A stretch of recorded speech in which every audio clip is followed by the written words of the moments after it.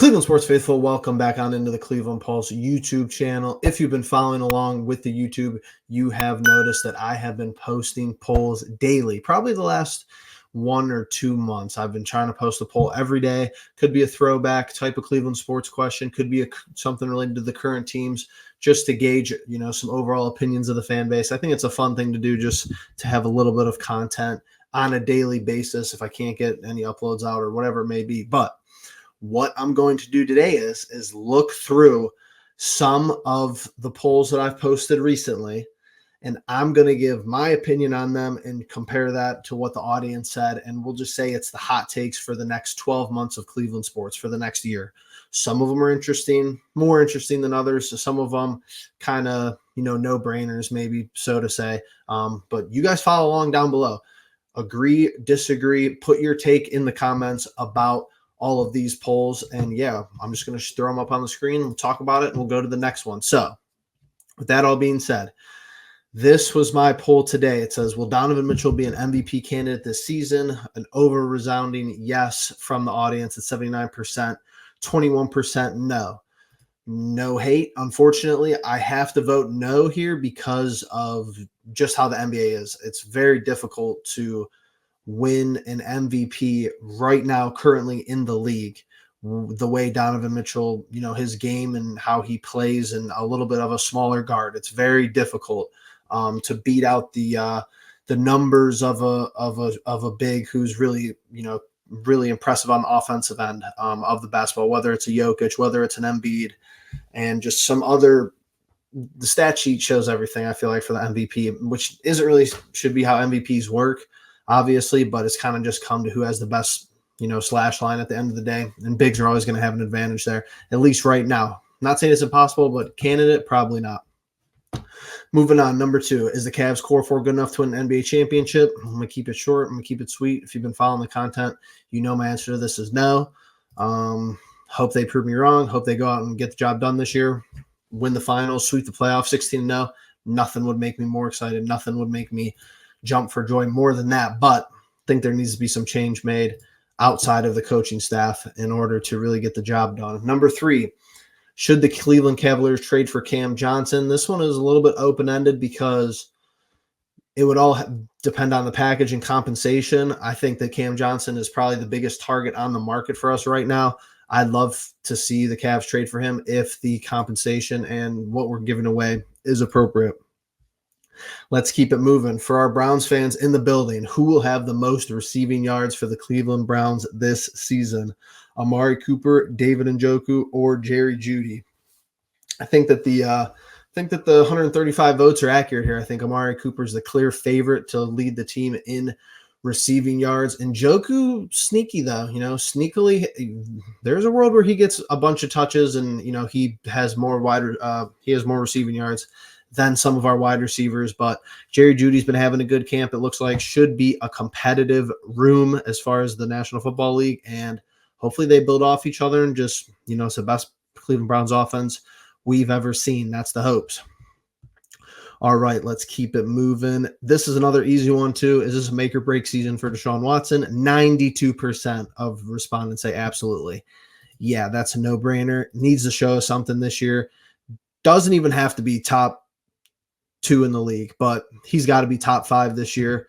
That 5 to 6 to 7 range, there's other talented quarterbacks in the league and the AFC. He has to be no doubt a top 10 quarterback, if not a top 5 quarterback. That's what I'll say about the situation. Next one. Who would you rather have on the Cleveland Cavaliers roster, Isaac Okoro or Dorian Finney-Smith?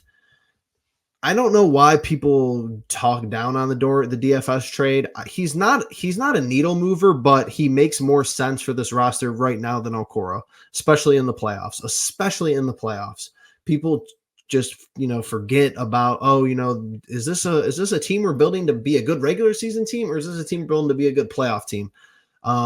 It's the second one, by the way. So yeah, I prefer DFS on this roster right now than Okoro. If, like I said, if the trade makes sense, if the package overall that, we're giving in return makes sense. Next one. What are the expectations for the Cavs this season? The finals or the Eastern Conference Finals? I'm shocked 23% of people said the NBA Finals. That's an impressive number, I think. I did not expect. I'll tell you right now, the Eastern Conference Finals is the baseline expectation for me. Well, yeah, they've had improvement year over year. I understand that. We should be one of the two best teams in the East. In my opinion, there's other rosters that are talented, but there's nobody who I think is head and shoulders more talented than us. Obviously, Boston is one group I'd put in there, but looking around at everybody else more talented on paper, it's very tough to say that somebody is head and shoulders more talented than us outside of Boston. Will it translate to the game? That's why you play the games. We'll have to see and find out for ourselves. Here's another interesting one. True or false? Evan Mobley has to be the number one option for the Cavs to win an NBA championship. I'm going to say I'll agree with the mass majority here. I'm going to say false because it needs to really be a team effort. Like the core four can't disappear and just be Donovan Mitchell or the core two, or, everybody's going to have to play a role there. Everyone's going to have to play at a high level in the core four for this team to win a championship. And that's even if the surrounding players that are a part of the bench pieces, part of the fifth and sixth man outside of our marquee players, step up as well. So I'm going to say false on that, mostly because I feel like team effort basketball is winning right now. There's not really like a number one option is like, super duper necessary, especially if you have two or three options. Look at Boston, Jason Tatum and Jaylen Brown. That's the formula the Cavs should be chasing, should be replicating. And I think everyone's going to need to perform for us to get the job done. Which these guys are talented, man. I mean, they just got to turn the corner here and just play better as a unit overall in the playoffs. I know it's a long way away, but it's still fun to talk about. True or false? The Cleveland Guardians will win a World Series this decade. 69% of respondents said true. I think this is your best chance. From now until 2030, you got the pieces. It's all the ownership. Are the Dolans and Antonetti going to hold this up? Or, we saw what happened this trade deadline. I know we don't cover the Guardians much here, but, you kind of address marginal issues, and there's still glaring, holes in this team, even though they still are able to win baseball games. They're still 20 games above 500. Everybody talks about them like they're trash, but it's just the writing on the wall. When they don't look good, they don't look good. They're in a very somewhat similar situation as the Cavs. Lots of young talent that hasn't performed at high levels yet, and that we're waiting on and seeing for that to happen. So it's kind of an interesting dynamic right there. And the last one, I think this is the most important football season right around the corner. Where will the Cleveland Browns finish in the AFC North this season? First, second, third, or fourth? I'm going to crazily go out on a limb, and I'm going to say the Cleveland Browns win the division this year. Finally, this is the year. Baltimore, don't think they're going to be as good as last year. Steelers, always going to be competent, but they're not more talented than us. Cincinnati, dangerous with Joe Burrow.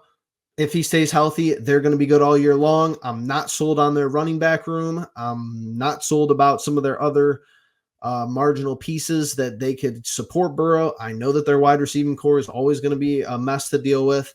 I think we're better than them. We have to go out there and play better than them, and I think we could win the AFC North this year. So, resounding way to end this one. Appreciate you guys hanging along for the ride on this one. Make sure you hit that like button, subscribe if you're not, and we'll see you guys in the next one. Peace.